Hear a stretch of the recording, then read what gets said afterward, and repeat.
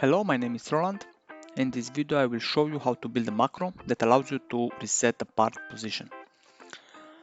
Okay, we consider we have already assembly. All the parts were created in mounted state, so each part has the same origin, the same axis system. I will create an exploded view for some pictures. And now we will see each axis system of each part. It's moved according to, I don't know, the direction we choose. Now it will be very hard to define which one was the initial correct position and then move everything with constraints to that position. For this purpose I have created a macro that allows me to reset all the selection to the nominal state. The macro is already added in the toolbar. I will run it, and then I will select each part and I will click finish. After I will click finish, each part has the position resetted. How this one was made? You can open a text file and then copy each line to this video and save as cat script.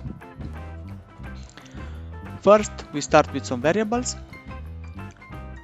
then we check if the working space is a product, and then we define our selection.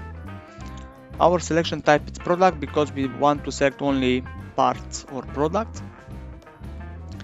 And after this, depends how many selection we have a loop, and each part will be resetted to 0. After I have built this macro, I also build a Visual Basic application that allows me to make the translation and rotation according to X, Y, and Z.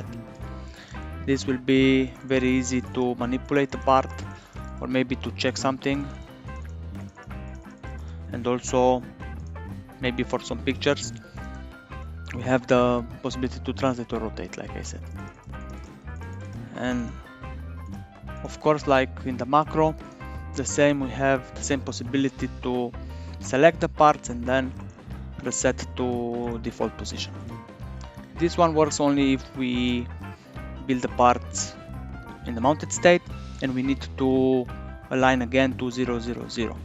It's very important because from time to time, maybe a colleague or maybe myself, I move some parts and I will forget about the initial position. Of course, to avoid this, we can also use a scene when we want to build